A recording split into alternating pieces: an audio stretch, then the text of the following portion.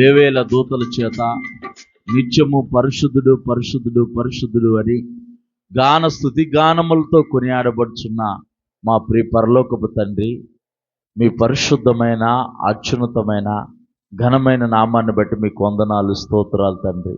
ఈ ఉదయకాల సమయంలో అయా నిన్ను ఆరాధించే భాగ్యాన్ని అయా మీ స్వయ రక్తమిచ్చి సంపాదించుకున్న సంఘమైన మీరు మాకు ఇచ్చినందుకు మీకు వందనాలు స్తోత్రాలు తండ్రి. ప్రభా, వాక్యమై ఉన్న దేవా, అయా ఈ ఉదయకాల సమయంలో నీ వాక్యాన్ని మేము ధ్యానిస్తుండగా నీ పరలోకపు వాక్కును మాకు అనుగ్రహించండి, నీ పరలోకపు ప్రత్యక్షతను మాకు అనుగ్రహించండి ప్రభా.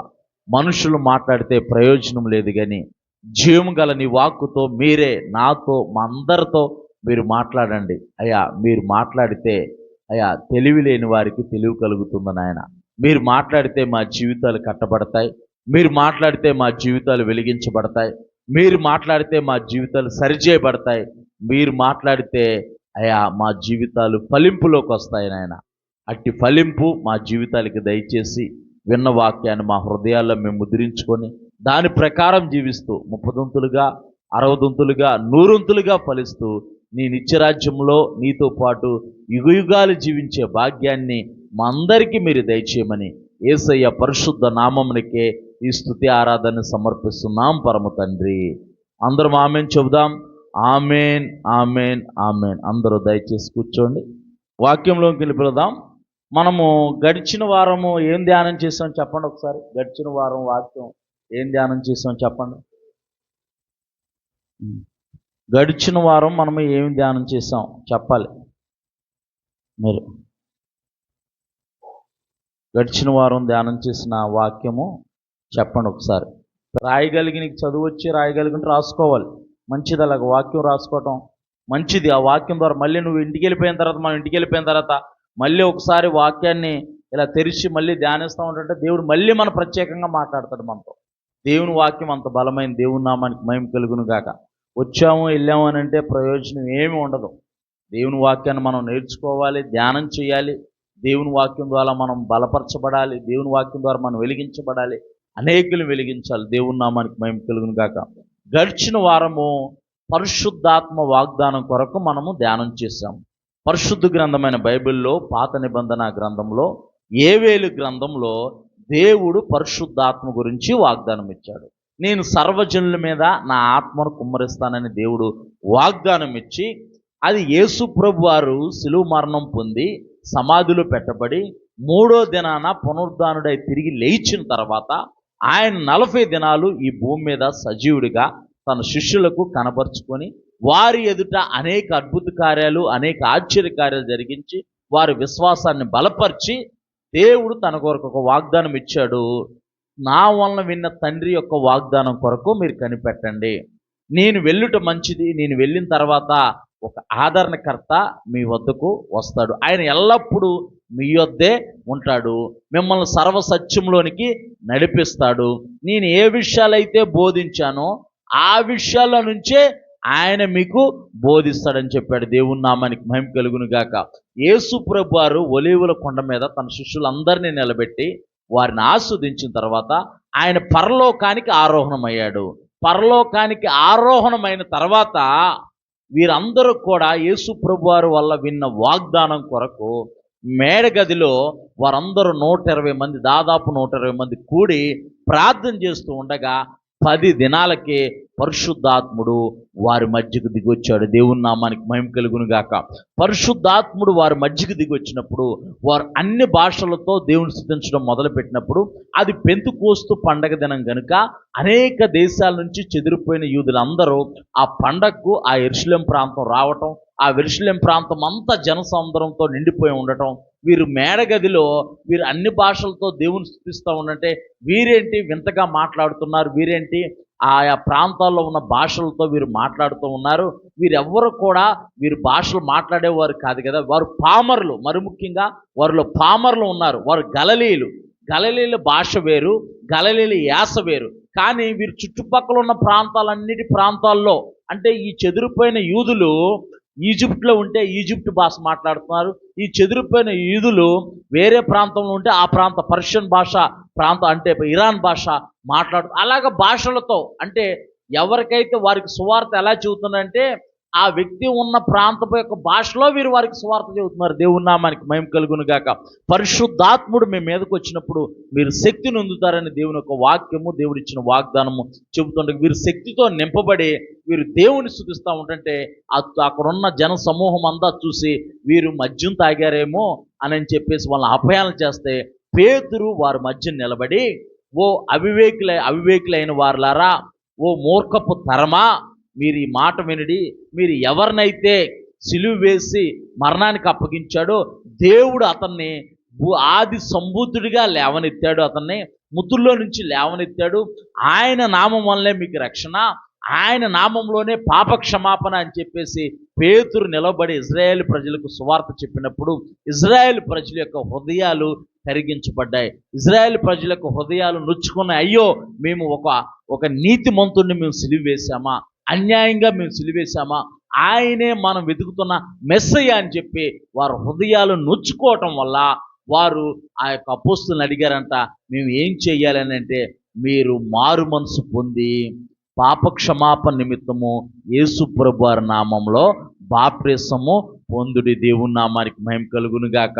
మీరు మారు మనసు పొంది బాప్టిసం పొందిన తర్వాత ఈ తరానికి మీరు వేరే బతకాలి, మీరు లోకం నుంచి పాపం నుంచి ప్రత్యేకంగా మీరు జీవించాలన్న వాక్యాన్ని మనము ధ్యానం చేస్తాం. దేవుని నామానికి మహిమ కలుగును గాక. ఈ ఉదయకాల సమయంలో పరిశుద్ధాత్మ యొక్క వాగ్దానం కొరకే మరలా మనం ధ్యానం చేద్దాము. ఇలాగ సిరీస్గా మనం ధ్యానం చేస్తూ ఉన్నాం. దేవుడు కృపనిచ్చి గడిచిన వారమంతా కూడా ఒక వాగ్దానము నాకు పదే పదే వినపడుతుంది. పదే పదే ఒక మాట నాకు వినపడుతూ ఉంది. నేను ఎండిన భూమి మీద ప్రవాహ జలాన్ని కుమ్మరిస్తాను, నేను ఎండిన నేల మీద నీళ్లను కుమ్మరిస్తానని పదే పదే ఆ మాట నాకు వినపడుతూ ఉంది. అసలు మనం ధ్యానించే దాంట్లో ఆ వాగ్దానం లేదు, కానీ ఎందుకో పదే పదే ఆ మాట నాకు వినపడుతూ ఉంది. ఏంటబ్బా పదే పదే ఈ మాట వినపడుతుందని చెప్పేసి నేను బైబిల్ తెరిచి ఆ వాక్యాన్ని నేను సెర్చ్ చేసి చూస్తే అది మనం ధ్యానించబోయే వాగ్దానానికి కనెక్ట్ అయి ఉంది. దేవుని నామానికి మహిమ కలుగును గాక. దానిలో నుంచి ఒక సరికొత్తమైన వర్తమానాన్ని దేవుడు మనకు అనుగ్రహించాడు. ఈ ఉదయకాల సమయంలో మనం ధ్యానం చేద్దాం. పరిశుద్ధ గ్రంథమైన బైబిల్లో నుంచి యెషయా గ్రంథము 44వ అధ్యాయం 3వ వచనం. యెషయా గ్రంథము 44వ అధ్యాయం 3వ వచనం. నేను అక్క మైకు వాల్యూమ్ పెంచావా? మొదటి కాలం చదువు. నేను దప్పిగల వారి మీద నీళ్లను ఎండిన భూమి మీద ప్రవాహ జలములను కుమ్మరించెదను. నీ సంతతి మీద నా ఆత్మను కుమ్మరించెదను. నీకు పుట్టిన వారిని నేను ఆశీర్వదించను. గట్టిగా చప్పట్లు కొడుతూ దేవుని నామాన్ని మహిమపడతాం. దేవుని నామానికి మహిమ కలుగును గాక. మనం ధ్యానించిపోయే వాగ్దానికి కనెక్ట్ అయి ఉందా లేదా ఈ వాక్యం? మనం ధ్యానించబోయే వాగ్దానానికి, నేను సర్వజనుల మీద నా ఆత్మను కుమ్మరించెదను, మీ కుమారులు ప్రవచించెదరు, మీ యవ్వనులు దర్శనము చూతురు, మీ ముసలివారు కళ్ళలు కంటారు అని చెప్పేసి మనము ఏవేలు గ్రంథంలో ఉన్న వాక్యాన్ని గడిచిన వారు మనం ధ్యానం చేసాం. దానికి అనుసంధానంగా దేవుడు మరొక వాగ్దానాన్ని మనకిస్తున్నాడు. దేవుని నామానికి మహిమ కలుగును గాక. ఇక్కడ నేను దప్పిగల వాని మీద నీళ్లను, ఎండిన భూమి మీద ప్రవాహ జలములను కుమ్మరించదును, నీ సంతతి మీద నా ఆత్మను కుమ్మరించదును. దేవుని నామానికి మహిమ కలుగును గాక. దేవుడు మన సంతతి మీద ఆయన పరిశుద్ధాత్మ అభిషేకాన్ని కుమ్మరిస్తానని వాగ్దానం చేస్తున్నాడు. మనకు పుట్టిన సంతతిని దేవుడు ఆశీర్వదిస్తానని వాగ్దానం చేస్తున్నాడు. దేవుని నామానికి మహిమ కలుగును గాక. నేను దప్పిగల వాని మీద నీళ్లను అంటే ఏ దప్పిక అనంటే శరీర సంబంధమైన దప్పిక గురించి దేవుడు మాట్లాడట్లా. దేవుని యొక్క సన్నిధి అంటే తపన, దేవుని సన్నిధి అంటే ఆసక్తి, దేవుని సన్నిధి అని అంటే ఎవరైతే ప్రాధాన్యత ఇస్తారో. ఇక్కడ దప్పిక అని అంటే దేవుని సన్నిధి అంటే దప్పిక ఉండాలి. నశించిపోతున్న ఆత్మల పట్ల దప్పికొండాలి. మనం ఎప్పుడైతే మొట్టమొదటిగా ప్రయారిటీ దేవుడికి మనం ఇస్తామో, ఇక్కడ ఇప్పుడు మంచినీళ్ళు కావాలంటే దప్పికైనోడే తాగుతాడు. దప్పిగా ఉన్నోడికి నువ్వు లస్సీ ఇచ్చినా, కూల్ డ్రింక్ ఇచ్చినా, ఏది ఇచ్చినా సరే. చూడండి, ఎవరైనా చుట్టాలు వచ్చినప్పుడు అమ్మ మంచినీళ్ళు తాగుతామనంటే వద్దంటాడు. ఎందుకంటే వాడు దారిలో ఆల్రెడీ ఆగి డ్రింక్ తాగి వచ్చేసేస్తాడు. వాడు దారిలో ఆగి డ్రింక్ తాగు, ఏ లస్సీ తాగు ఏదో వచ్చేస్తాడు. వాతావరణాన్ని పరిస్థితిని బట్టి తాగేసి వచ్చేస్తాడు. అప్పుడు రాగానే అడిగితే మనం ఏమంటాం, మంచినీళ్ళు కూడా తాగట్లేదు, ఎండను పడి వచ్చాడంటే వాడు ఆల్రెడీ తాగేసి వచ్చాడు, వాడికి దాహం ఇట్లా. మనం అనుకుంటాం ఎండను పడి వచ్చేసాడు, అయ్యో తాగట్లేదు, కొంచెం తాగండి అని వేసి అక్కడే పెడతాం. ఒక అరగంటకో, ఒక పావు గంటకో, ఒక ముప్పావు గంటకో అప్పుడు మెల్లిమెల్లిగా కొద్దిగా తాగుతాం. ఎందుకంటే ఈ లోపల దాహం వేస్తూ ఉండిద్ది. ఇక్కడ దేవుని యొక్క వాక్యం కూడా చెబుతుంది, నేను దప్పిగల వాని మీదనే నేను నీళ్లను కుమ్మరిస్తాను.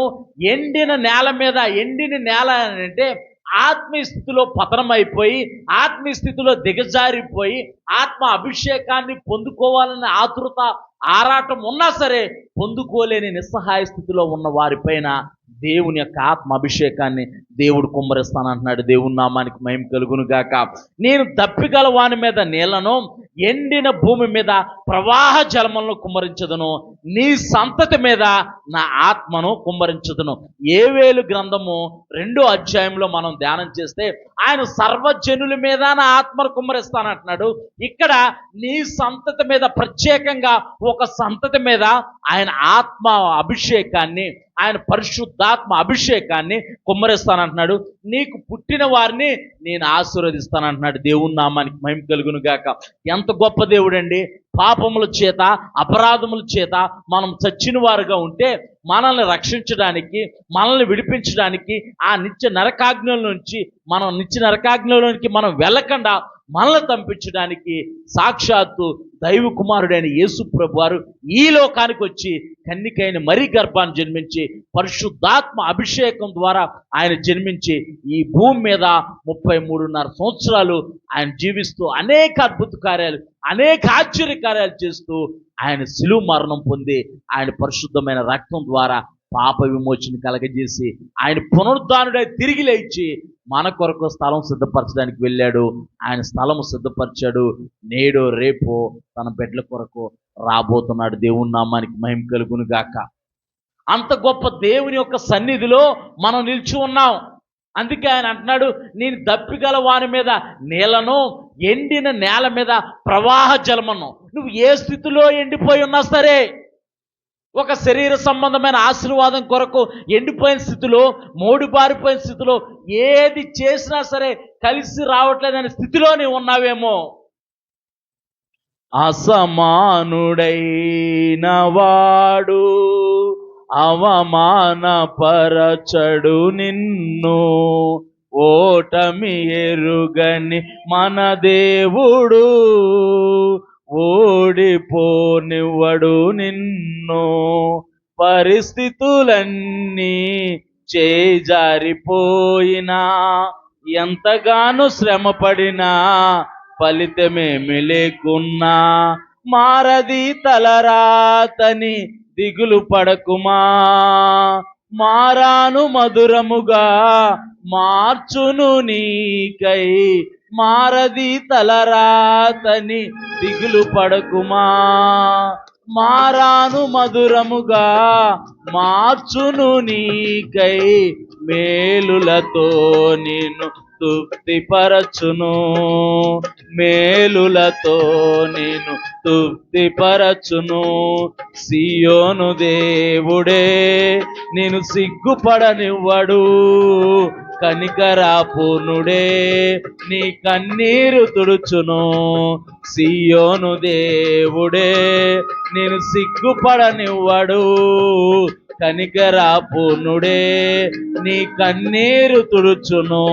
పరిస్థితులన్నీ చేజారిపోయిన స్థితిలో ఉన్నా సరే, ఎంతగానో శ్రమ పడినా, ఫలితం శూన్యంగా ఉన్నా, ఏది చెయ్యాలని తెలిసినా సరే అది బూడిదలో పోసిన పన్నీరులాగా నీ జీవితం ఉందేమో, ఎండిపోయిన స్థితిలో నీవు ఉన్నావేమో, మోడుబారిపోయిన స్థితిలో నీవు ఉన్నావేమో, చిగురు పెట్టలేని స్థితిలో నీవు ఉన్నావేమో.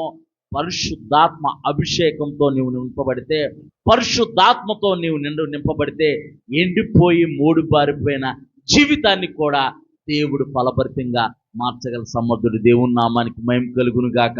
అందుకే పరిశుద్ధాత్మ అభిషేకము మనకు కావాలి. పరిశుద్ధాత్మ అభిషేకంతో మనం నింపబడాలి.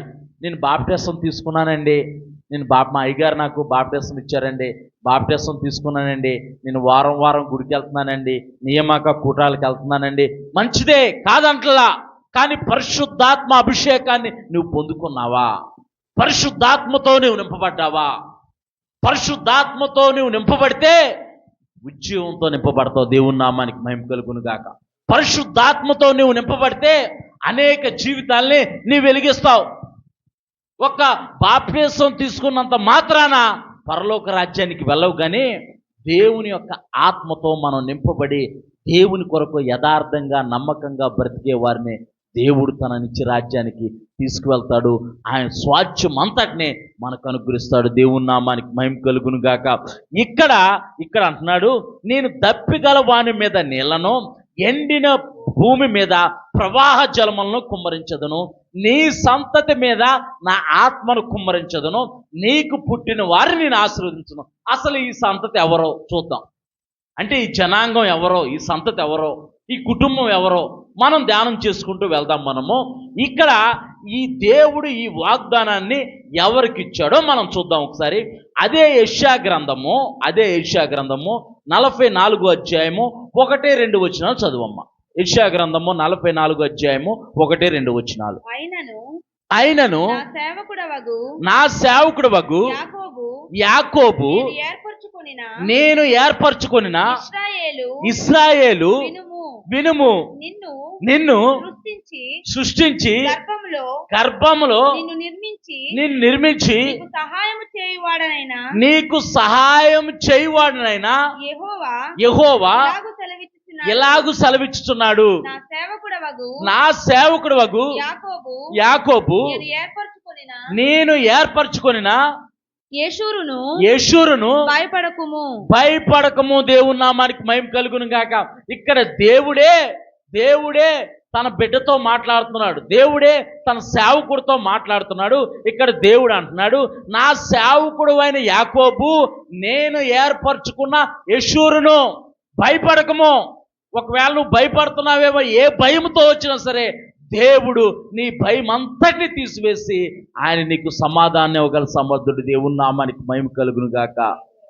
నిస్సహాయ స్థితిలో నీ కృంగిన వేళలో, నిస్సహాయ స్థితిలో నీ కృంగిన వేళలో సాయమడిగి అలసిపోయి విసిగిన క్షణములో, సాయమడిగి అలసిపోయి నా క్షణములో నీ కరుణాహస్తముతో నన్నాదుకున్నావయ్యా. నా కృప ఐశ్వర్యవంతుడవు నీవేనయ్యా. ఆయన దక్షిణ హస్తముతో, ఆయన కరుణా హస్తముతో మనల్ని ఆదుకుంటాడు. భయపడకు, నీ పరిస్థితులను చూసి భయపడకు, నీ స్థితిని చూసి భయపడకు, ఎండిపోయిన నీ స్థితిని చూసి భయపడకు, ఎండిపోయిన నీ జీవితాన్ని చూసి భయపడకు. ఎండిపోయిన నీ జీవితమే అనేకులకు ఫలభరితంగా మార్చగల సమర్థుడు. దేవుని నామానికి మహిమ కలుగునుగా. కొన్ని సంవత్సరాలు నా జీవితం ఎండిపోయిన స్థితిలో ఉంది, కొన్ని సంవత్సరాలు నా జీవితం మోడి బారిపోయే స్థితిలో ఉంది. ఏది చేద్దామన్నా సరే కలిసి రాని పరిస్థితిలో నేను ఉన్నాను. నా జీవితం అయిపోయింది, నా బ్రతికింతే, నా జీవితం ఇంతే అనుకుంటున్న పరిస్థితిలో ప్రభు అయిన యేసుక్రీస్తు వారు నన్ను దర్శించి మోడు బారిపోయిన నా జీవితాన్ని ఫలభరితంగా మార్చి ఆ ఫలాలు అనేక మంది రుచి చూచే విధంగా దేవుడు ఆస్వాదించాడు. దేవుని నామానికి మహిమ కలుగును గాక. అందుకే భయపడకు. మరొకసారి చదువునాను ఆ వాక్యం మొదటి నుంచి. అయినను నా సేవకుడవగు యాకోబు నేను ఏర్పరచుకొనిన దేవుడే ఏర్పరచుకున్నాడు. దేవుడు మనుషుల్ని ఏర్పరచుకున్నాడండి. మనుషులు దేవుడిని ఏర్పరచుకుంటున్నారు. ఇక్కడ దేవుడే మనుషుల్ని ఏర్పరచుకున్నాడు, కానీ మనుషులు దేవుణ్ణి ఏర్పరచుకున్నారు. మనుషుల్ని ఏర్పరచుకునే దేవుళ్ళ మహిమ లేదు. ఆయన ఆది సంభూతుడు, సృష్టి కంటే పూర్వం ఉన్నవాడు. ఆయన మొదటి ఆదాము, కడపటి ఆదాము.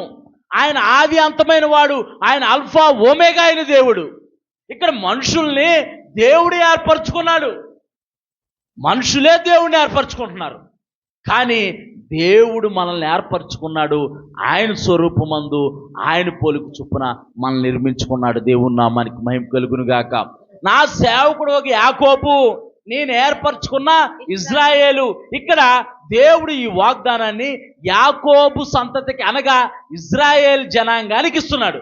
మరి ఇజ్రాయేల్ జనాంగానికి ఇస్తుంటే మాకేంటి పాస్టర్ గారు అని మీరు అన్నట్టు చూస్తున్నారు. మీరు ఇజ్రాయేల్ జనాంగానికి ఇచ్చారు ఆ వాగ్దానం, మరి మాకేంటి పాస్టర్ గారు మాకు ఇచ్చినట్టు చెబుతున్నారు ఏంటి అని అంటున్నారు. చూద్దాం అసలు ఈ వాగ్దానం ఇజ్రాయేల్ సంతతికి ఇచ్చాడా?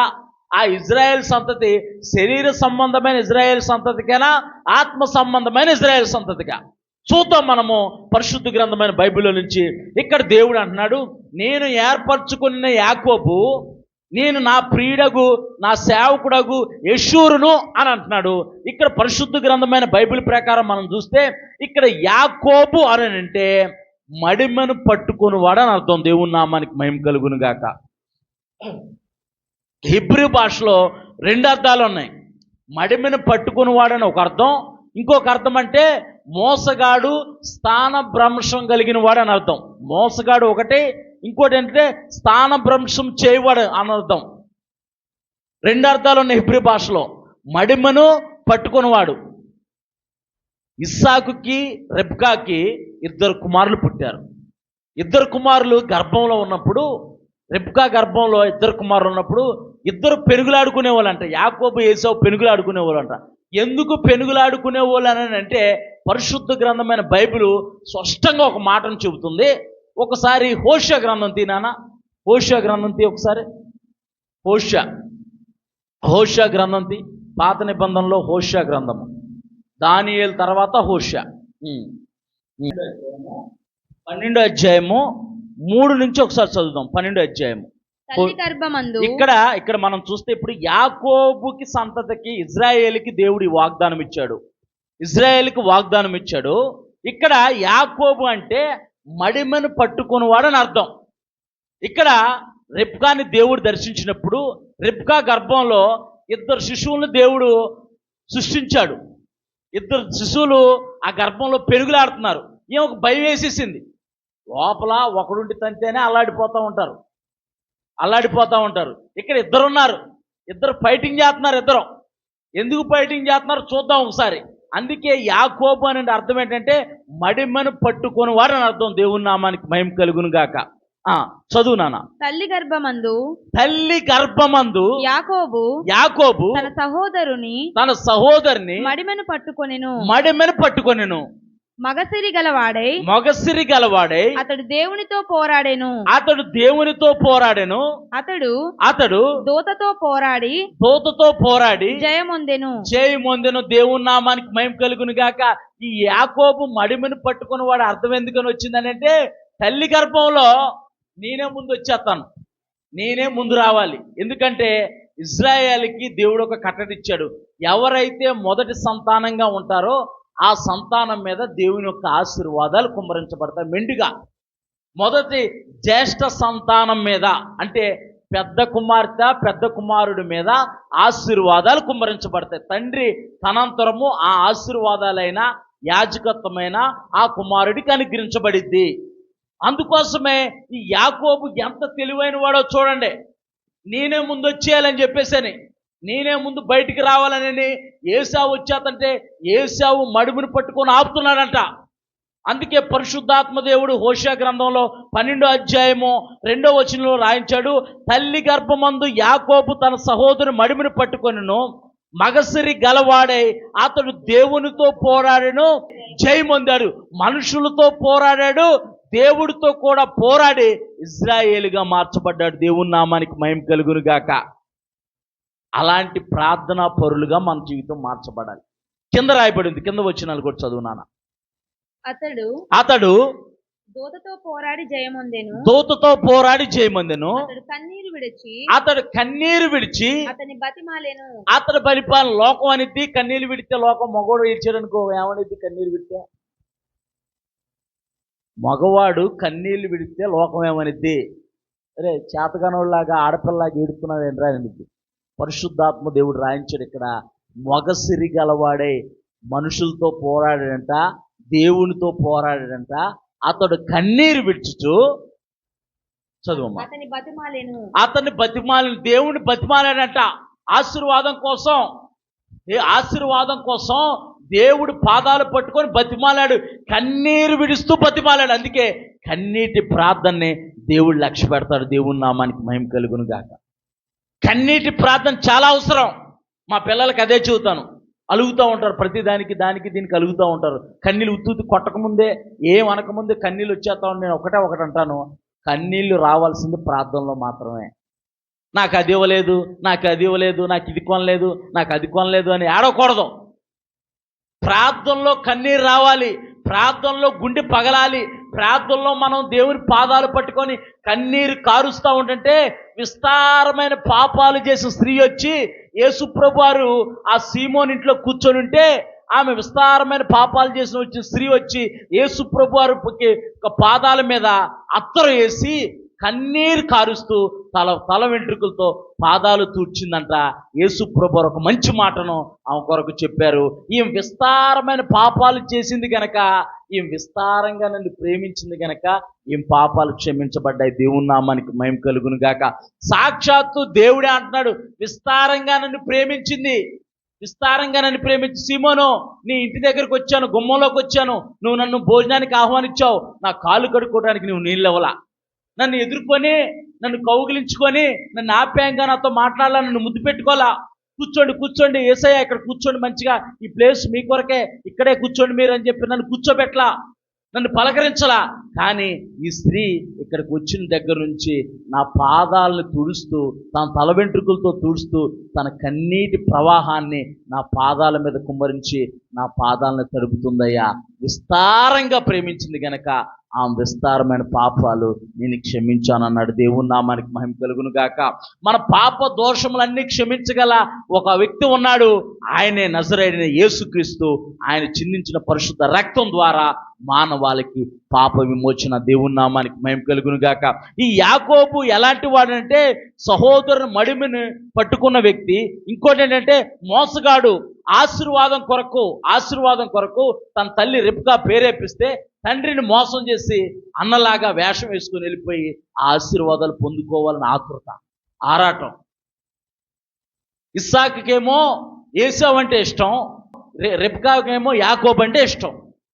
అందుకోసమని, అరే మీ అన్న వేటకెళ్ళిపోయాడు, మీ అన్న వచ్చేలోపులో నేను మంచి ఒక దూడ పిల్లను కొద్ది వధించేసి మంచి విందు చేస్తాను, మీ తండ్రి దగ్గరే తీసుకెళ్ళి, తండ్రి నేను ఏసావుని నన్ను ఆస్వాదించని ఆశీర్వాదాలు తీసుకో అని చెప్పేసి అని ప్రేరేపించింది.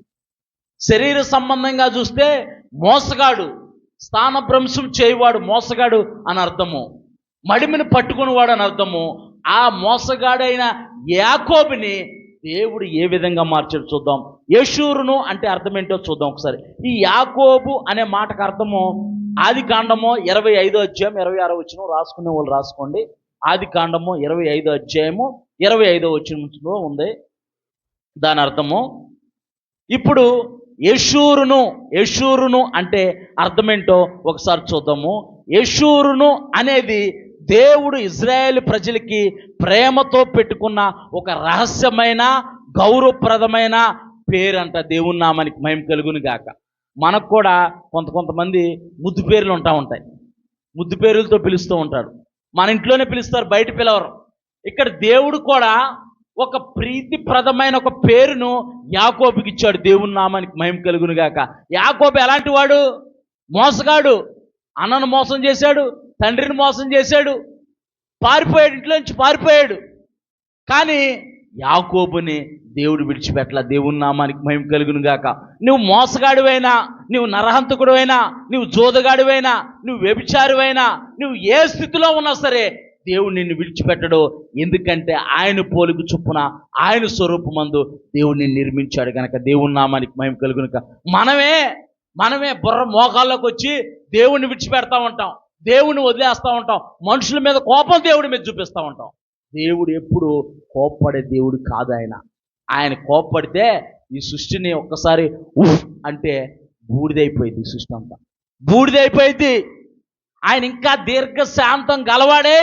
తండ్రి కుడి పార్శ్వం మీద ప్రతి ఒక్కరూ మారు మనసు పొందాలని యేసు ప్రభు వారు విజ్ఞాపన చేస్తున్నాడంట. ఆయన దీర్ఘశాంతంతో విజ్ఞాపన చేస్తున్నాడు.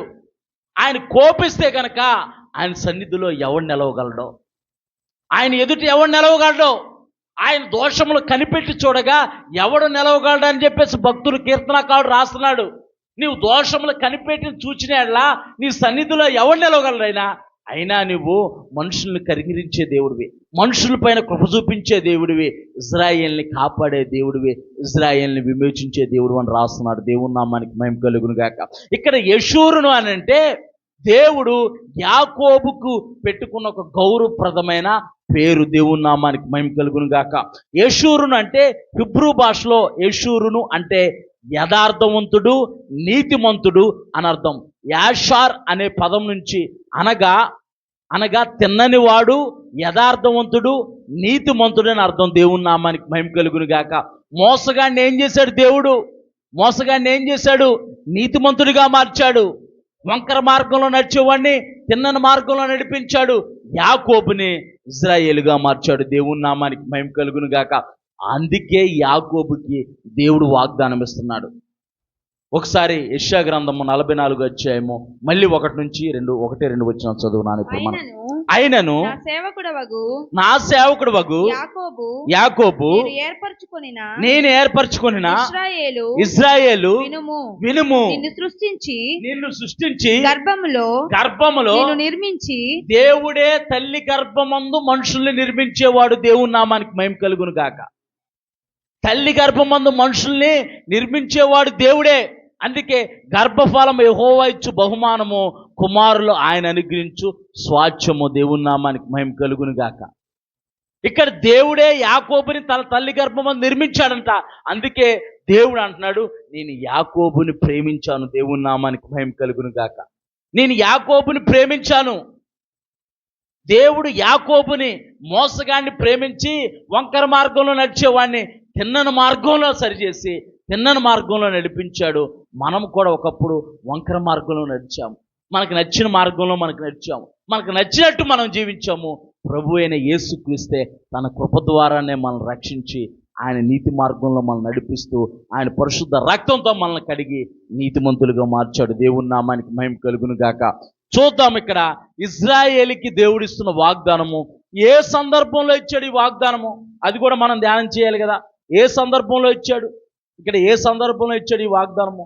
ఇది మనం శరీర సంబంధంగా చూస్తే గనక, ఇక్కడ మనం శరీర సంబంధంగా చూస్తే గనక ఇది ఇజ్రాయేలుకి ఇస్తున్న వాగ్దానము. ఆత్మ సంబంధంగా కూడా చూద్దాం ఒకసారి. మనము గలతీయులకు రాసిన పత్రిక 3వ అధ్యాయం 29వ వచనం. గలతీయులకు రాసిన పత్రిక 3వ అధ్యాయము 29వ వచనం. మీరు క్రీస్తు వారైతే, ఎవరో మనం క్రీస్తు వారైతే, యెషయా గ్రంథము 44వ అధ్యాయము 3వ వచనము మనం వాగ్దానం చదువుకున్నాం. నీ సంతతి మీద నా ఆత్మను కుమ్మరించదను, నీకు పుట్టిన వారిని నేను ఆస్వాదించదను అంటున్నాడు. ఇక్కడ యెషూరును ఇజ్రాయేలు, నా సేవకుడవగు యాకోబు, నా సేవకుడవగు యెషూరును అని దేవుడు ఇక్కడ సంబోధిస్తున్నాడు. ఇక్కడ ఇజ్రాయేల్ ప్రజలకు ఆ వాగ్దానం ఇచ్చాడు. అది శరీర సంబంధంగా ఇజ్రాయేల్ ప్రజలకు ఇచ్చిన వాగ్దానము. ఆత్మ సంబంధంగా మనం చూద్దాం ఒకసారి. ఆత్మ సంబంధంగా ఈ వాగ్దానానికి ఎవరు వారసులు, ఎవరి సంతతి మీద దేవుడు ఈ యొక్క వాగ్దానాన్ని నెరవేరుస్తానంటున్నాడు, తన ఆత్మను కుమ్మరిస్తానంటున్నాడు. చదువునానా? మీరు క్రీస్తు సంబంధులైతే అని ఉన్నటువంటిది, అంటే అది కొత్త ట్రాన్స్లేషన్. సరే. మీరు క్రీస్తు వారైతే, క్రీస్తు సంబంధులైతే, నువ్వు చదువు పర్లా. ఆ పక్షం అంది. ఏ పక్షం? క్రీస్తు పక్షంగా ఉంటే, మనం క్రీస్తు పక్షంగా ఉంటే, మనం క్రీస్తు సంబంధులం అయితే, క్రీస్తు వారమైతే, మనం క్రీస్తు వారం ఎలా అవుతాం? మీరు మగపెళ్లివారా ఆడపెళ్లివారా అడుగుతారా అడగరా? మీరు మగపెళ్లివారా ఆడపెళ్లివారా అడిగి మనం చెప్పిన దాన్ని బట్టి మనకి ఆతిథ్యం ఉండిద్ది. ఏ పెళ్లి మగపెళ్లివారు ఆడపెళ్లివారు కదా అనుకోని పలకరిని కూడా పలకరెవరు. మేము మగపెళ్లివారం అని అంటే కనుక, అయ్యో బాబాయ్ మీరు మగపెళ్లివారా, రండి కూర్చొని బాగా డ్రింక్లు అయ్యని చూడరా, జాగ్రత్త చూడు, మగపెళ్లివారు తాలూకారా, ఏమాత్రం మర్యాద తగ్గకూడదు అంటారనరా. మేము ఆడపిల్లివారం తాలూకా, అయిపోయి ఆడపిల్లివారు తాలూకా అంటారు, జాగ్రత్తరా బాబాయ్ అంత తేడా వచ్చిందంటే ఊరుకోర్రా అంటారనరా. మీరు ఎవరి పక్షాన ఉన్నారు? ఇక్కడ దేవుని ఒక వాక్యం చెబుతుంది. మరి శరీర సంబంధంగా ఆతిథ్యం ఇవ్వాలంటే, శరీర సంబంధంగా గౌరవం ఇవ్వాలంటే మీరు ఎవరి పక్షం? మేము పిఠాపురం ఎమ్మెల్యే గారు తాలూకా అంటున్నారు కొంతమంది. ఇప్పుడు మేము పిఠాపురం ఎమ్మెల్యే గారు తాలూకా అని అంటున్నారు. అరే బాబా, అది వేసుకోకుండా బోర్డు వేసుకోకుండా అని డిప్యూటీ సీఎం గారు అంటున్నారు. నా బోర్డు పెట్టుకోకుండా బాబా, నా బోర్డు పెట్టుకొని నా పరువు తీయకుండా అంటున్నాడు ఆయన. వీళ్ళేమో మేము పిఠాపురం ఎమ్మెల్యే గారు తాలూకా అని చెప్పేసి బోర్డులు పెట్టుకున్నారు వెనక. ఇక్కడ దేవుని ఒక వాక్యం చెబుతుంది, మీరు క్రీస్తు సంబంధులైతే, మీరు క్రీస్తు వారైతే ఆ పక్షమున అబ్రహాము సంతానం ఎవరు? అబ్రహాము సంతానము, అబ్రహాము కుమారుడు ఇస్సాకు, ఇస్సాకు కుమారుడు యాకోబు, ఏశావు. అబ్రహాము కుమారుడు ఇస్సాకు, ఇస్సాకుకి రిబకా పుట్టిన కుమారులు ఏశావు, యాకోబు.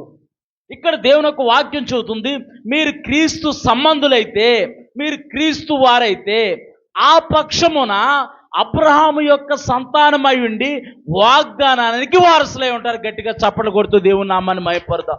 దేవుని నామానికి మహిమ కలుగును గాక. మరి ఇప్పుడు యెషయా గ్రంథం 44వ అధ్యాయము 3వ వచనం వాగ్దానానికి మనం వారసులము, అవునా కాదా? చెప్పాలి. నోరులు తెరవట్లేదు ఎవరు కూడా. అవుననాలి, అవును ఆమేన్ అనాలి. దేవుని నామానికి మహిమ కలుగును గాక. మరొకసారి చదువు నాన్న ఇదే వచనం. గలతీయులకు రాసిన పత్రిక 3వ అధ్యాయం 29వ వచనం. మీరు క్రీస్తు సంబంధులైతే ఆ పక్షమున అబ్రహాము యొక్క సంతానమయ్యుండి వాగ్దాన ప్రకారము వారసులై ఉన్నారు. ఇప్పుడు మనము శరీర సంబంధంగా కాదు, ఆత్మ సంబంధంగా మన క్రీస్తు ఎక్కడి నుంచి వచ్చాడు? అబ్రహాము సంతానం నుంచి వచ్చాడు. అబ్రహాము ఇస్సాకును కనెను, ఇస్సాకు యాకోబును కనెను, యాకోబు యోదాను కనెను, యోదా గోత్రం నుంచి యేసు ప్రభు వారు వచ్చారు. దేవుని నామానికి మహిమ కలుగును గాక.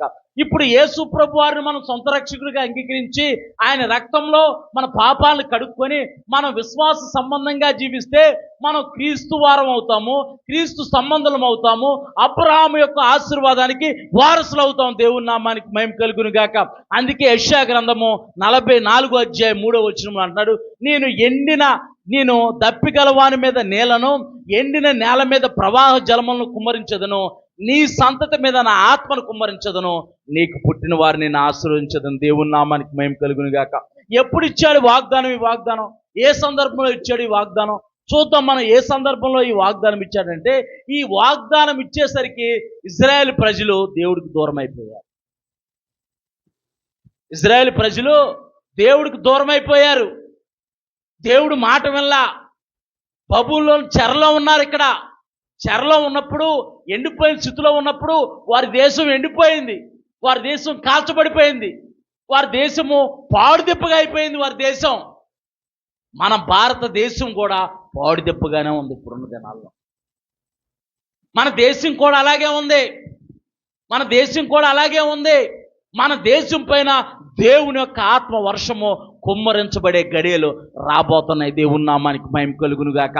అంతిమ సువార్త ఉద్యమము భారతదేశం నుంచి దేవుడు వెలిగించబోతున్నాడు, రగిలించబోతున్నాడు. దేవుడు ఒక నూతనమైన జనాంగాన్ని సిద్ధపరుస్తున్నాడు. అందుకే ఫిల్టర్ వేస్తున్నాడు. నిజమైన క్రైస్తవుడు ఎవడో, అబద్ధ క్రైస్తవుడు ఎవడో, నటన క్రైస్తవుడు ఎవడో, మెప్పించే క్రైస్తవుడు ఎవడో దేవుడు ఫిల్టర్ వేస్తున్నాడు. అందుకే క్రైస్తవుల మీద ఈ దాళ్ళు దేవుడే అనుమతి ఇచ్చాడు. ఇంకా రానున్న దినాల్లో నేను యేసు ప్రభు వారి పార్టీ అన్నాను అనుకో, నేను ఉతకొట్లు కొడతారు అంతే. నేను మరి నువ్వు క్రీస్తు పక్షమును ఉంటావా, వాగ్దానానికి వారసుడు అవుతావా? వాళ్ళు ఇప్పుడు నిన్ను బండెక్కించుకోవట్లేదు, తర్వాత నేను చూస్తారు. తర్వాత ఒక దినాన, అమ్మా నిన్ను బండెక్కించుకోనందుకు నన్ను దయతో క్షమించు ప్రభు అని కేకలేసినా ప్రయోజనం లేదు. యేసు రక్తమే జయం. నిన్ను బండెక్కించుకున్న వాళ్ళు ధన్యులు, ఎక్కించుకున్న వాళ్ళు మరీ ధన్యులు. ఎందుకంటే వాళ్ళు ఒకానొక దినాన దేవుని యొక్క సన్నిధానం కొరకు నువ్వు అంత దూరం నుంచి ఇక్కడ కొంత దూరం వస్తావు అనుకో, దేవుడు ప్రత్యేకంగా నీ కొరకు ఏర్పాటు చేస్తాడు. దేవుని నామానికి మహిమ కలుగును గాక. ప్రత్యేకంగా ఏర్పాటు చేస్తాడు, ప్రత్యేకంగా పంపిస్తాడు. వాడు ఎక్కించుకోలేదనుకో, పాని ఎక్కించుకోకపోతే యేసయ్య ఎక్కించుకోనందుకు వాడిని దీవించని చెప్పి ఒక మాట అంతే. వాడు ఎప్పుడో ఒకసారి అమ్మ నేను బండి ఎక్కించుకోలేదు దయతో నన్ను క్షమించు అంటాడు. దేవుని నామానికి మహిమ కలుగును గాక. వాళ్ళు ఎక్కించుకోకపోతే అంత, ఎక్కించుకోకపోతే అంత. దేవుడిని కాళ్ళు ఇచ్చాడు, అడగలని అడుగుతావు, దేవుడే పంపిస్తాడు. దేవుని నామానికి మహిమ కలుగును గాక. లోకం ఎలా ఉందంటే అలా ఉంది.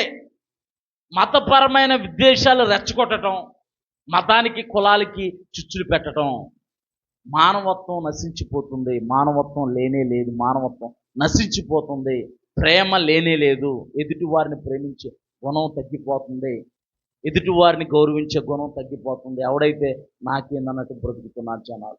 ఇక్కడ ఇజ్రాయేల్ ప్రజలకి దేవుడు వాగ్దానం ఇచ్చినప్పుడు ఇక్కడ చూస్తే కనుక ఇక్కడ వారు నిస్సహాయ స్థితిలో ఉన్నారు, మోడుబారిపోయిన స్థితిలో ఉన్నారు, బబులోనులో చెరలో ఉన్నారు. చెరలో ఉన్నప్పుడు, ఎండిపోయిన స్థితిలో ఉన్నప్పుడు, మోడుబారిపోయిన స్థితిలో ఉన్నప్పుడు దేవుడు వాగ్దానం ఇస్తున్నాడు. దేవుని నామానికి మహిమ కలుగును గాక. మన ఎండిపోయిన స్థితిలో దేవుడు మనల్ని విడిచిపెట్టడు. మన మోడుబారిపోయిన స్థితిలో, నిస్సహాయ స్థితిలో నా వల్ల ఏది కాటలేదు, నా వల్ల అసలు ఏమి కాటలేదు, దేవుడు నన్ను వదిలిపెట్టాడేమో, దేవుడు నన్ను విడిచిపెట్టాడేమో, దేవుడు నన్ను మర్చిపోయాడేమో అని మనం అనుకుంటాం. కానీ దేవుడు మన కొరకు ఒక ప్రత్యేకమైన ప్రణాళికను రూపొందిస్తాడు. దేవుని నామానికి మహిమ కలుగును గాక. శ్రమలు చూసి భయపడకో, శ్రమలు చూసి భయపడకో. హల్లెలూయా, స్తోత్రం స్తోత్రం స్తోత్రం తండ్రి. శ్రమలు చూసి అసలు భయపడకో. శ్రమలు ఇవ్వాలి ఉంటాయి, రేపు ఉండవు. శ్రమలు చూసి భయపడేవాడు క్రైస్తవుడే కాదు. దేవుని నామానికి మహిమ కలుగును గాక. ఇక్కడ ఇజ్రాయెల్ ప్రజలు మోడుబారిపోయి నిస్సహాయ స్థితిలో ఉంటే దేవుడు వారిని ప్రేమించి దూరమైపోయిన నా ప్రజల్ని నేను చేర్చుకోవాలని దినమెల్లా ఆయన చేతులు వారి చుట్టూ చాపుతున్నాడంట. ఇప్పటికైనా నా ప్రజలు నా తట్టు తిరుగుతారేమో, నా వైపు తిరుగుతారేమో, ఇంకా మా పని అయిపోయింది, మా పిల్లలు మా సంతానం అంతా కూడా ఈ చెరలోనే ఉండి ఇక్కడే మేము బ్రతకాల్సి వచ్చిద్దేమని చెప్పి నిస్సహాయ స్థితిలో ఉంటే దేవుడు అంటున్నాడు, దప్పిగలవాని మీద నీళ్లను, ఎండిన నేల మీద ప్రవాహ జలములను, నీ సంతతి మీద నా ఆత్మను కుమ్మరించదను, నీకు పుట్టిన వారిని నేను ఆస్వాదించదను. దేవుని నామానికి మహిమ కలుగును గాక. దేవుడు ఇజ్రాయెల్ జనాంగము ఐగుప్తు బానిసత్వంలో ఉంటే దేవుడు ఆ తరాన్ని విడిపించిన తర్వాత ఆ తరం నుంచి ఒక కొత్త తరము తయారైన తర్వాత దేవుడు ఆ కొత్త తరాన్ని పాలు తేనెలు ప్రవహించే కానాను దేశానికి, వాగ్దాన దేశానికి నడిపించాడు. దేవుని నామానికి మహిమ కలుగును గాక. చూద్దాం మనం పరిశుద్ధ గ్రంథమైన బైబిల్లో మనం త్వరగా చూసుకుని వెళ్దాం. ఎవరి సంతతి మీద ఆయన ఆత్మను కుమ్మరిస్తానంటున్నాడు. దేవుని నామానికి మహిమ కలుగును గాక. ఎవరి సంతతి అని అంటే శరీర సంబంధంగా ఏమో యాకోబు సంతతి, శరీర సంబంధంగా ఏమో యాకోబు సంతతి మీద, ఇజ్రాయెల్ జనాంగం మీద ఆత్మను కుమ్మరిస్తానన్నాడు. మనం ఆత్మ సంబంధంగా మనం ఆలోచిస్తే, ఆత్మ సంబంధంగా దేవుని ఒక్కని ధ్యానిస్తే గనక ఇక్కడ క్రీస్తు పక్షంగా క్రీస్తు వారైతే గనక ఆ వాగ్దానానికి వారసులు అంటున్నాడు. చూద్దాం. ఇక్కడ గలతీయులకు రాసిన పత్రిక 3వ అధ్యాయము 26-27 వచనాలు. యేసుక్రీస్తునందు మీరందరూ విశ్వాసము వలన దేవుని కుమారులై ఉన్నారు. దేవుని కుమారులై ఉన్నారు. గట్టిగా చప్పట్లు కొడుతూ దేవుని నామాన్ని మహిమపరుద్దాం. దేవుని నామానికి మహిమ కలుగును గాక. మనము యేసుక్రీస్తునందు మీరందరూ విశ్వాసం వలన దేవుని కుమారులై ఉన్నారు. క్రీస్తులోనికి బాప్తిస్మము పొందిన మీరందరూ క్రీస్తును ధరించుకొని ఉన్నారు. మనము ఎప్పుడైతే యేసు ప్రభు వారి పరిశుద్ధ నామమున బాప్తిస్మం తీసుకుంటామో మనం క్రీస్తు వారైపోయాము.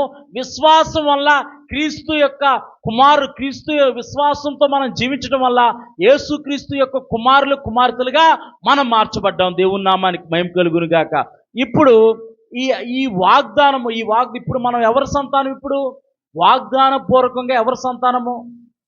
అబ్రహాము సంతానం మనం. ఇప్పుడు క్రీస్తుని అంగీకరించి ఎవరి సంతానం అవుతున్నాం? విశ్వాసులకు తండ్రి ఎవరు? అబ్రహాము విశ్వాసులకు తండ్రి. మనం క్రీస్తు వారమైతే మీరు యేసుక్రీస్తునందు మీరందరూ విశ్వాసం వల్ల దేవుని కుమారులై ఉన్నారు. క్రీస్తులో బాప్తిసం పొందిన మీరందరూ కూడా క్రీస్తును ధరించుకున్నాను. అంటే మనమందరము యేసుక్రీస్తు ద్వారా నూతనంగా జన్మించి అబ్రహాం సంతానమయ్యాము, యేసుప్రభు వారి సంతానమయ్యాము. యేసుప్రభు వారికి కుమారులుగా కుమార్తెలుగా మనం మార్చబడ్డాం. దేవుని నామానికి మహిమ కలుగును గాక. అప్పుడు ఈ వాగ్దానానికి మనం వారసులమా కాదా? ఈ వాగ్దానానికి మనం వారసులం. దేవుని నామానికి మహిమ కలుగును గాక. శరీర సంబంధంగా అబ్రహాము సంతానము, యాకోబు సంతానము, ఇజ్రాయేలు వారసులైతే యేసు ప్రభు వారు చిందించిన పరిశుద్ధ రక్తం ద్వారా ఆయన రక్షకుడిగా అంగీకరించడం ద్వారా, ఆయన నామంలో బాప్టిజం పొందుకోవడం ద్వారా ఆయన కుమార్తెలుగా, ఆయన కుమారులుగా మార్చబడి ఇప్పుడు వాగ్దానానికి మనం వారసులయ్యాం. దేవుని నామానికి మహిమ కలుగును గాక.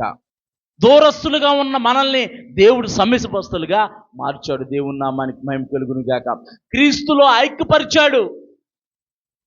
ఐక్యపరిచాడు. అబ్రహాం ఆశీర్వాదము, పరిశుద్ధాత్మ వాగ్దానాన్ని మనం చూద్దాం. దేవుని నామానికి మహిమ కలుగును గాక. గలతీయులకు రాసిన పత్రిక 3వ అధ్యాయము 14వ వచనం. ఆత్మను గూర్చిన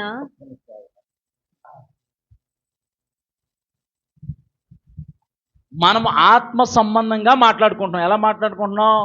శరీర సంబంధంగా అయితే యాకోబు సంతానము, ఇజ్రాయేలు వాగ్దానానికి వారసులు. మనం యేసు ప్రభు వారిని బట్టి ఆత్మ సంబంధంగా మాట్లాడుకుంటున్నాం. మనం ఇక్కడ దేవుని వాక్యం కూడా ఇలా ఈ విధంగానే చెబుతుంది. దేవుని యొక్క వాక్యం కూడా గలతీయులకు రాసిన పత్రిక 3వ అధ్యాయం 14వ వచనం చదువునానా. ఆత్మను గూర్చిన వాగ్దానము విశ్వాసం వలన మనకు లభించినట్లు ఏంటంట? మరొకసారి చదువునానా. ఆత్మను గూర్చిన వాగ్దానము. ఆత్మను మనం ఏ ఆత్మ గురించి మాట్లాడుకుంటున్నాం? పరిశుద్ధాత్మ అభిషేకం కొరకు మాట్లాడుకుంటున్నాం. నీ సంతతి మీద నా ఆత్మను కుమ్మరించదును, నీకు పుట్టిన వారిని నేను ఆశీర్వదిస్తానన్నాడు. ఇప్పుడు ఆత్మను గూర్చిన వాగ్దానము విశ్వాసం వలన క్రీస్తును అంగీకరించి క్రీస్తు పక్షవారమైతే, క్రీస్తు వారమైతే, క్రీస్తు యందు విశ్వాసం ఉంచితే విశ్వాసం మూలముగా మనకు లభించినట్లు అబ్రహాము పొందిన ఆశీర్వచనము క్రీస్తు యేసు ద్వారా అన్యజనులకు అంటే మనం దేవుణ్ణి ఎరగక ముందు ఎవరము? అన్యజనులము. దేవుణ్ణి ఎరగని జనాంగమై ఉన్నాము. చదువునాను. అన్యజనులకు కలుగుటకై క్రీస్తు మన కోసము శాపమై మనలను ధర్మశాస్త్రము యొక్క శాపము నుండి విమోచించెను. దేవుని నామానికి మహిమ కలుగును గాక. మరి మనం చేసిన తప్పిదములకి, మనం చేసిన అపరాధములన్నీ క్రీస్తు తన పైన మోసుకొని ఆ శాపం నుండి మనల్ని విడిపించి మనల్ని అబ్రహాము పొందిన ఆశీర్వచనానికి వారసులుగా చేశాడంట. దేవుని నామానికి మహిమ కలుగును గాక. మరి ఇప్పుడు దేవుడు అబ్రహాము సంతతి మీదే, యాకోబు సంతతి మీదే, ఇజ్రాయెల్ మీదే ఆత్మను కుమ్మరిస్తాడా? మన మీద కుమ్మరిస్తాడా? చెప్పాలి. మీరు ఇక్కడే ఉన్నారా? యాకోబు సంతతి మీదనే ఆత్మను కుమ్మరిస్తాడా? మన మీద కూడా కుమ్మరిస్తాడా? మనం క్రీస్తు సంబంధమైతే, క్రీస్తు వారమైతే, క్రీస్తు పక్షంగా ఉంటే, మనం బాప్టిజం తీసుకొని విశ్వాసంతో క్రీస్తుని అంగీకరించి క్రీస్తు మార్గంలో నడుస్తూ ఉండంటే ఆ పక్షమున అబ్రహాం పొందిన ఆశీర్వచనానికి మనం వారసులము. మనల్ని ధర్మశాస్త్రం యొక్క శాపము నుంచి మనల్ని విమోచించాడు. దేవుని నామానికి మహిమ కలుగును గాక. మనల్ని విమోచించి అబ్రహాం పొందిన ఆశీర్వచనానికి వారసులు చేశాడు. ఆత్మను గూర్చిన వాగ్దానము మనకు లభించినట్లు క్రీస్తు మన కొరకు శాపమై ఆ కల్వరు మానుపైన మన అపరాధముల్ని, మన దోషముల్ని, మన పాపముల్ని భరించి మనకు పరిశుద్ధాత్మ యొక్క అభిషేకాన్ని అనుగ్రహించాడు. దేవుని నామానికి మహిమ కలుగును గాక. చూద్దాం. చరిత్రలో చూస్తే మనము అపోస్తుల కార్యములు 2వ అధ్యాయంలో చూస్తే వారందరూ ఇజ్రాయేల్ సంతతే, ఇజ్రాయేల్ జనాంగమే. ఇజ్రాయేల్ జనాంగానికి దేవుడు వాగ్దానం ఇచ్చాడు. నీ సంతతి మీద నా ఆత్మను కుమ్మరిస్తానంటే వారందరూ, ఆ శిష్యులందరూ కూడా యేసును అంగీకరించిన వారే. ఆ అపోస్తులందరూ యేసును అంగీకరించిన వారే. దాదాపు 120 మంది మేడగదిలో కూర్చొని ఆ వాగ్దానం కొరకు వారు కనిపెడతా ఉంటుంటే వారు క్రీస్తు వారు గనక, వారు క్రీస్తు పక్షాన ఉన్నారు గనక పరిశుద్ధాత్మను వారు పొందుకోగలిగారు. దేవుని నామానికి మహిమ కలుగును గాక.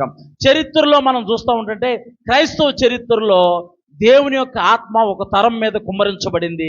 అది దేశాలకు పాకి తరతరాలను ప్రభావితం చేసిన వెల్స్ ఉజ్జీవాన్ని, ది వెల్స్ రివైవల్ 1904 సంవత్సరాన్ని మనం చూస్తే కనుక ఇక్కడ దేవుడు ఒక యువతరాన్ని వాడుకున్నాడు. దేవుని నామానికి మహిమ కలుగును గాక.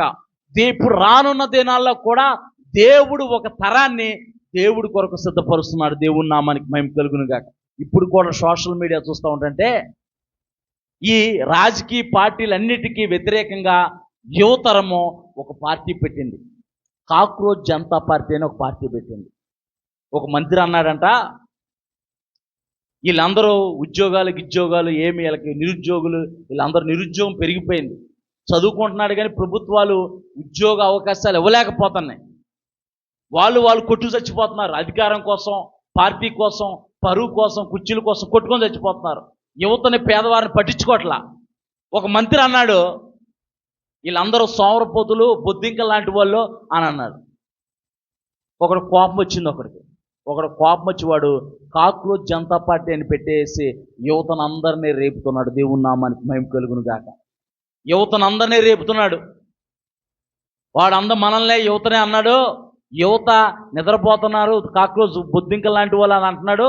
అసలు బొద్దింకలు తలుచుకుంటే ఏం చేస్తాయో చూపిద్దామని చెప్పేసి వాళ్ళు ఒక రివైవల్ స్టార్ట్ చేశారు. అది శరీర సంబంధమైన సౌలభ్యం కొరకు, శరీర సంబంధమైన విసులుబాటు కొరకు, అది శరీర సంబంధంగా వారు వర్ధిల్లటానికి, వారికి అన్ని విధాల అన్నిటిని సమకూర్చడానికి వారు ఆ రివైవల్ స్థాపించారు. కానీ ఇక్కడ దేవుడు ఒక యువతరాన్ని ఎన్నుకోబోతున్నాడు రానున్న రోజుల్లో. దేవుని నామానికి మహిమ కలుగును గాక. భారతదేశంలో ఒక యువతరము లేవనెత్తబడబోతుంది. దేవుడు ఒక ఉద్యమాన్ని రగిలించడానికి సిద్ధంగా ఉన్నాడు. ఆ యువతరం ద్వారా దేవుడు ఒక ఉద్యమాన్ని రగిలించబోతున్నాడు. ఆ జనరేషన్ పేరే జాషువా జనరేషన్. దేవుని నామానికి మహిమ కలుగును గాక. వాగ్దానాన్ని స్వతంత్రించుకునే తరాన్ని దేవుడు సిద్ధపరచబోతున్నాడు. ఆ మాట చెబితేనే అందుకే మా అబ్బాయికి నేను జాషువా అని పేరు పెట్టాను. దేవుని నామానికి మహిమ కలుగును గాక. ఒక తరం లేవనెత్తబడాలి. మన తరంతోనే క్రైస్తవత్వము అంతరించిపోకూడదు. మన తరంతోనే ఇలా ఉండకూడదు. ఒక ఉజ్జీవ జ్వాలలతో రగిల దేవుని కొరకు నమ్మకంగా నిలబడే తరం ఒకటే లేవనెత్తబడాలి. దేవుని నామానికి మహిమ కలుగును గాక. ఇక్కడ కూడా ఎండిపోయిన స్థితిలో ఒక దేశం ఉంది. బ్రిటన్ దేశము ఎండిపోయిన స్థితిలో ఉంటే అప్పటికే క్రైస్తవ సమాజాలు అనగా చర్చిలు ఖాళీ అయిపోయాయి. దేశమంతా కూడా జోదంతో, అలాగే మత్తుపానీయాలతో, వ్యభిచారంతో, కొట్లాటలతో, గొడవలతో రోజుకంట కేసులు 200 కేసులు వచ్చాయంట. పోలీస్ స్టేషన్ల కేసులు వచ్చాయి, 200 కేసులు వచ్చాయంట. జోదంతో, మాదక ద్రవ్యాలతో బ్రిటన్ అంతా అట్టుడుకుపోతున్న ఆ దినాల్లో దేవుడు ఒక వ్యక్తిని లేపాడు. దేవుని నామానికి మహిమ కలుగును గాక. ఆ వ్యక్తి పేరు ఇవాన్ జాన్ రాబర్ట్. ఏం పేరు?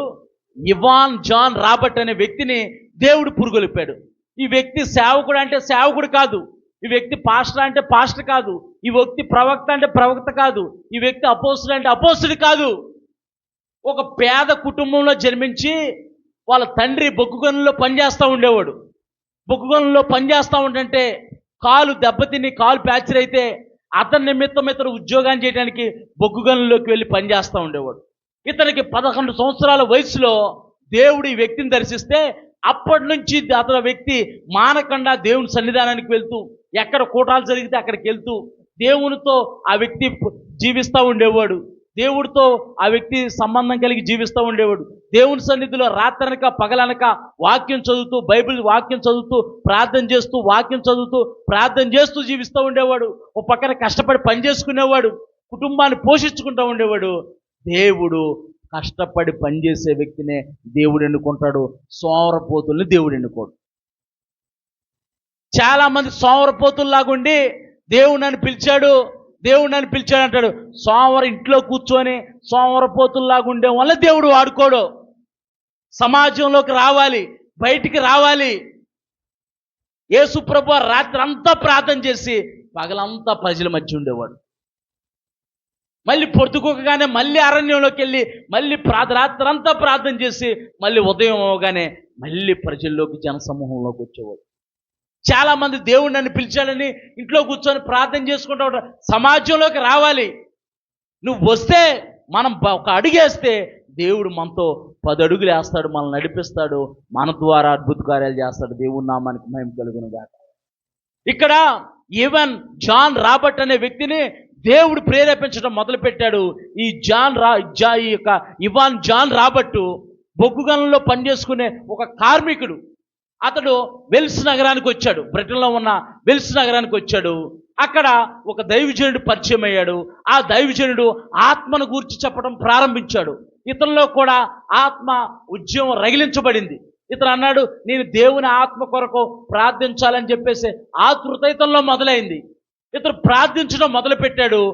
అక్టోబర్ 31వ తారీఖు 1904 సంవత్సరంలో 17 మంది కూర్చొని ఇలాగే దేవుని సన్నిధిలో వారు ప్రార్థిస్తా దేవుణ్ణి ఆరాధిస్తూ ఉంటుంటే పరిశుద్ధాత్మ దేవుడు వారి మీద కుమ్మరించబడి వారు పరిశుద్ధాత్మతో నింపబడి అక్కడి నుంచి వెల్స్ ఉద్యమం ప్రారంభమైంది.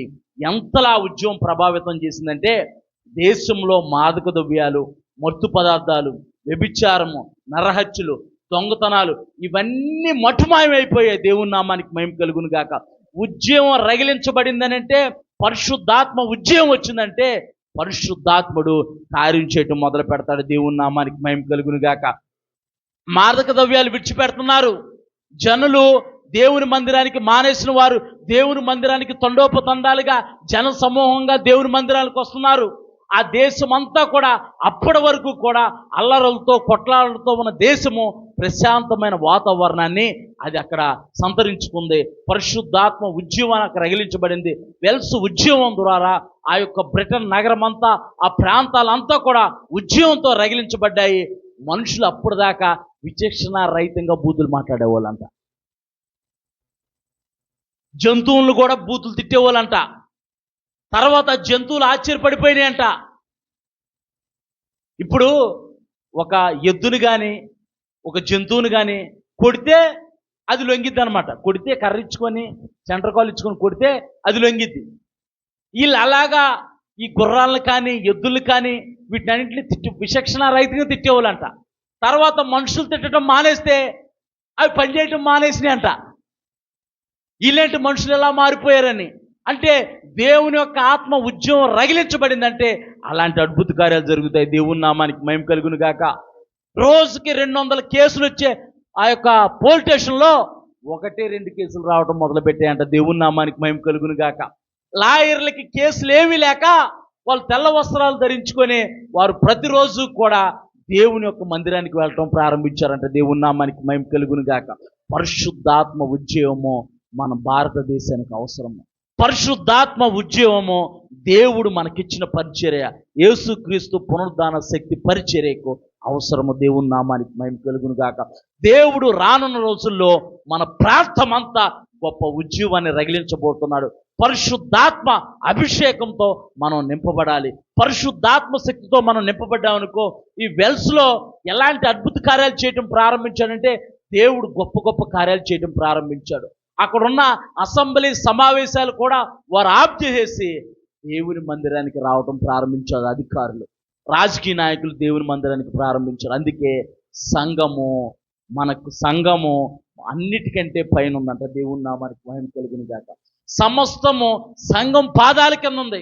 అధికారులు సంఘం యొద్దకు రావాలి, కానీ మనోళ్ళు పరిగెత్తుతున్నారు.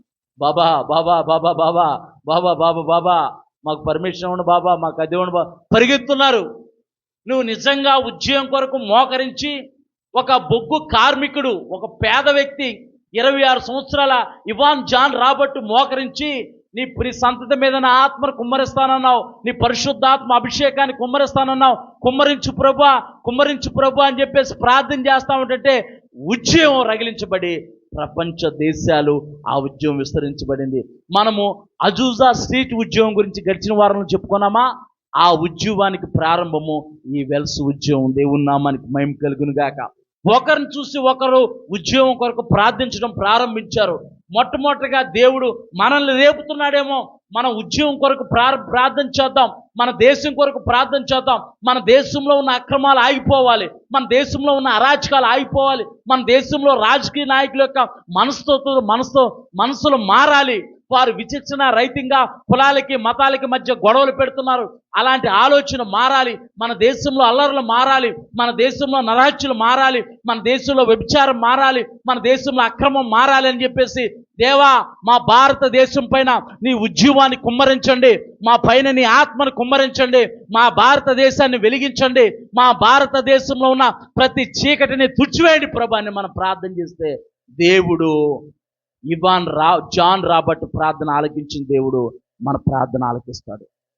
ఇవాన్ జాన్ రాబర్ట్ పైన ఉజ్జీవాన్ని కుమ్మరించిన దేవుడు, పరిశుద్ధాత్మ శక్తిని కుమ్మరించిన దేవుడు మన మీద కూడా పరిశుద్ధాత్మ శక్తిని కుమ్మరిస్తాడు. అందుకే దేవుని ఒక వాక్యం అంటుంది, యెషయా గ్రంథము 44:3 దప్పిగల వాని మీద నీళ్లను, ఎండిన నేల మీద ప్రవాహ జలములను కుమ్మరించదను, నీ సంతతి మీద నా ఆత్మను కుమ్మరించదను, నీకు పుట్టిన వారిని నేను ఆశీర్వదించదను.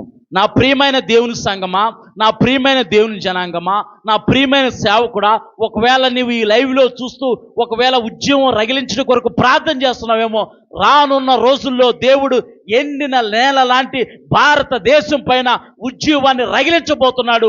పరిశుద్ధాత్మ అభిషేకంతో భారతదేశం నిండబోతుంది. పరిశుద్ధాత్మ అభిషేకంతో భారతదేశము ఉద్యమంతో రగిలించబోతుంది. దేవుడు రానున్న రోజుల్లో గొప్ప ఉద్యమాన్ని మన దేశం నుంచి ప్రపంచ దేశాలు సిగ్గుపడే విధంగా మన దేశాన్ని వెలిగించబోతున్నాడు. దేవుని నామానికి మహిమ కలుగును గాక. ఇప్పుడు వెల్స్లో ఉద్యమం ఒకప్పుడు వెలిగించబడింది, ఉద్యమంతో రగిలించబడింది, ఇప్పుడు చల్లారిపోయింది. అమెరికాలో ఉద్యమం రగిలించబడిపోయింది, ఇప్పుడు చల్లారిపోయింది. అనేక ప్రాంతాల్లో ఉద్యమం రగిలించబడింది, చల్లారిపోయింది. ఇప్పుడు ఈ అంత్య దినాల్లో దేవుడు భారతదేశం నుంచి పరిశుద్ధాత్మ రక్షణ ఉద్యమాన్ని, పరిశుద్ధాత్మ అగ్ని ఉద్యమాన్ని ప్రపంచ దేశాలకు విస్తరించబోతున్నాడు. దేవుని నామానికి మహిమ కలుగును గాక. అందరం మోకరిద్దాం. 2 చేతులు పైకెత్తి, అయ్యా నా దేశాన్ని కనికరించయ్యా, నా దేశాన్ని కనికరించు ప్రభా. మన దేశం బాగలేదు, మన దేశం మన దేశ పరిస్థితులు బాగలేవు. మన పరిస్థితుల కొరకే మనం ఆలోచించుకుంటాం. మన దేశ క్షేమం కొరకు మనం ఆలోచించట్లా, మన ప్రజల కొరకు మనం ఆలోచించట్లా, మన జనాంగం కొరకు మనం ఆలోచించట్లా. మన దేశము పరిశుద్ధాత్మ ఉద్యమంతో రగిలించబడాలి. పరిశుద్ధాత్మ మీ మీదకి వచ్చినప్పుడు మీరు శక్తిని పొందుతారు. పరిశుద్ధాత్మ అభిషేకంతో నింపబడితే గొప్ప గొప్ప కార్యాలు జరుగుతాయి. దేశంలో కార్యాలు జరగటం మానేశాయి. ఒకప్పుడు జరిగాయంట, ఒకప్పుడు అక్కడ జరిగినాయంట, ఒకప్పుడు ఇక్కడ జరిగినాయంట అనుకుంటున్నాం, కానీ ఇప్పుడు జరగట్లా. ఉద్యమం రావాలి, దేశంలో ఉద్యమం రావాలి. వెల్స్లో ఉద్యమం వచ్చినట్టుగా ఒక యవ్వనస్తుడు, 26 సంవత్సరాల యవ్వనస్తుడు ప్రార్థిస్తే దేవుడు తన పరిశుద్ధాత్మ అగ్నిని, పరిశుద్ధాత్మ అభిషేకాన్ని వెల్స్ ప్రాంతం పైన కుమ్మరిస్తే వెల్స్ ప్రాంతం అంతా మారిపోయింది. ఇప్పటికే చరిత్రలో ఆ ప్రాంతంలో ఉద్యమం రగిలించిందని ఆ నేలను చూడటానికి అనేక మంది వెళ్తున్నారు. మన భారతదేశం వైపు దేశాలు, ప్రపంచ దేశాలు చూడాలి. ప్రభు మనతో ఉంటే ప్రపంచ దేశాలు మన వైపు చూస్తాయి. ప్రభు మనతో ఉంటే ప్రపంచ దేశాలు మన వైపు చూస్తాయి. నా ప్రియమైన దేవుని సేవకుడా, నా ప్రియమైన సేవకులారా, దేశంలో ఉద్యమం రగిలించబడాలని ప్రార్థన చేద్దాం. దేశంలో ఉద్యమం రగిలించబడాలి. దేశం కొరకు ప్రార్థన చేద్దాం. మన దేశ పరిస్థితులు బాగలేవు. మన దేశము మోడుబారిపోయింది, చీకటితో కమ్మి ఉంది, అంధకారంతో కమ్మి ఉంది. మన దేశం పైన మహిమ మేఘము ఆవరించాలి. చీకటి తొలగిపోవాలి, మబ్బు తొలగిపోవాలి, అంధకారం తొలగిపోవాలి. అయ్యా మా దేశం పైన నీ ఉద్యమాన్ని కుమ్మరించు, మా దేశం పైన నీ ఉద్యమాన్ని కుమ్మరించు, నీ పరిశుద్ధాత్మ అగ్ని అభిషేకాన్ని మా దేశం పైన కుమ్మరించు ప్రభా. మా దేశాన్ని వెలిగించు, మా సంఘాన్ని వెలిగించు. మా సంఘము నుంచే ఉద్యమం రగిలించబడాలని ప్రార్థన చేద్దాం. మన బిడ్డల పైన దేవుని ఆత్మను కుమ్మరిస్తానన్నాడు. నీ సంతతి పైన నా ఆత్మను కుమ్మరిస్తానంటున్నాడు. పరిశుద్ధాత్మ అభిషేకంతో మన సంతతి నింపబడుగాక. పరిశుద్ధాత్మ అగ్ని అభిషేకంతో ఈ ఆవరణం అంతా నింపబడుగాక. పరిశుద్ధాత్మ అభిషేకము, పరిశుద్ధాత్మ అభిషేకము, పరిశుద్ధాత్మ అగ్ని, పరిశుద్ధాత్మ అగ్ని, పరిశుద్ధాత్మ అభిషేకంతో ఈ ప్రాంతం నింపబడుగాక. ప్రతి చీకటి పోవునుగాక.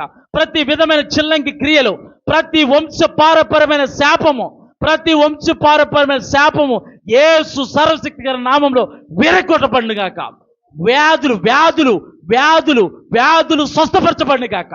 వేల తరబడి నుంచి పంటి పీడిస్తున్న ప్రతి విధమైన వ్యాధి నుంచి మనుషులు విడిపించబడుగాక.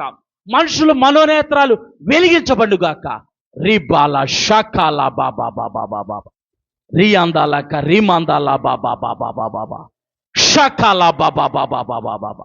ప్రతి విధమైన చీకటి కార్యాలు మాదక ద్రవ్యాలకు, మత్తు పదార్థాలకు, గంజాయికి, రకరకాలమైన మత్తు పదార్థాలకు బానిసలైన వారు విడిపించబడుదురుగాక. రిబాల షాకాల బాబా బాబా బాబా బాబా. వ్యభిచారులు మార్చబడుగాక, దొంగలు మార్చబడుగాక, నరహంసకులు మార్చబడుగాక. మా దేశం పైన ఉద్యోగాన్ని కుమ్మరించండి ప్రభా. మా దేశం పైన ఉద్యోగాన్ని కుమ్మరించండి. మా దేశాన్ని వెలిగించండి ప్రభా. మా ప్రాంతాన్ని వెలిగించండి ప్రభా. అయ్యా, చీకటి తొలగించండి మా బ్రతుకుల్లో నుంచి. మా కుటుంబాల పైన నీ పరిశుద్ధాత్మ అగ్ని అభిషేకాన్ని కుమ్మరించండి నాయన. కన్నీటితో ప్రార్థన చేద్దాం, కన్నీటితో ప్రార్థన చేద్దాం. సంఘము ప్రార్థిస్తే చెరసాల పునాదులు అదిరిపోయినాయి. సంఘము ప్రార్థిస్తే చెరసాల పునాదులు అదిరిపోయాయి. ప్రార్థన చేద్దాం, ప్రార్థన చేద్దాం. రీబాల షాకాల బాబా బాబా బాబా బాబా. రియాందాలక రీమాందాల బాబా బాబా బాబా. షాకాల బాబా బాబా బాబా. పరిశుద్ధాత్మదేవా, సర్వశక్తిమంతుడా, నీ పరిశుద్ధాత్మ ఉద్యోగాన్ని రగిలించండి మా దేశం పైన. మా దేశాన్ని ప్రభువా వెలిగించండి ప్రభువా. మా దేశాన్ని రక్షించండి ప్రభువా. మా ప్రాంతాన్ని రక్షించండి ప్రభువా. మా ప్రాంతాన్ని వెలిగించండి నాయన. కనికర పూనుడా, కనికర పూనుడా, కనికర పూనుడా, నీకు వందనాలు ప్రభువా. వెలిగించుము నీ మహిమ కొరకై, వెలిగించుము లోకం కొరకై. వెలిగించుము నీ మహిమ కొరకై, వెలిగించుము లోకం కొరకై. వెలిగించుము నీ మహిమ కొరకై, వెలిగించుము నీ మహిమ కొరకై. అయ్యా, నీ మహిమ కొరకు మా సంఘాన్ని మీరు వెలిగించండి. సంఘంలో ఉన్న ప్రతి కుటుంబం పైన, ప్రతి వ్యక్తి పైన నీ పరిశుద్ధాత్మ అభిషేకాన్ని కుమ్మరించండి. నీ పరిశుద్ధాత్మ అగ్నితో నింపండి ప్రభా. ప్రతి కుటుంబంలో ఉన్న ప్రతి విధమైన చీకటిని తొలగించి నీ కార్యాలు కుటుంబాల్లో జరిగించి ఈ సంఘం ద్వారా అనేక ప్రాంతాల్లో ఉద్యమం రగిలించబడిన గాక నాయన. మీరు మాకు ఇచ్చిన యేసుక్రీస్తు పునరుద్ధాన శక్తి పరిచర్యను, సంఘమును, ఆయా సివైజీని మీరు జ్ఞాపకం చేసుకొని సివైజీ కూడా అనేక యవ్వనస్తుల్ని వెలిగించే ఒక ఉజ్జీవకరమైన సంస్థగా మార్చబడిన గాక నాయన. అట్టి కృప ఆశీర్వాదం మా అందరికీ మీరు దయచేయండి నాయన. మీకు వందనాలు, స్తోత్రాలు చెల్లిస్తూ యేసయ్య పరిశుద్ధ నామమున ప్రార్థన చేస్తున్నాం తండ్రి. అడిగి వేడుకుంటున్నాం పరమ తండ్రి. ఆమె ఆశీర్వాదం తీసుకుందాం. ఇప్పుడు సర్వలోక సృష్టికర్త అయిన దేవుడి ప్రేమ, ఆయన ప్రియకుమారుడైన యేసుక్రీస్తు వారి కృప, పరిశుద్ధాత్మ సహవాసము సన్నిధి కూడి ఉన్న మనకును లోకంలో ఉన్న పరిశుద్ధులందరికను ఆయన రాకడ పర్యంతరం తోడై ఉండి నడిపించును గాక. Amen, amen, amen. కూడి వచ్చిన సంఘం అంతటికి కూడా మరొకసారి యేసు ప్రభువు పరిశుద్ధ నామమున అందరికీ వందనాలండి.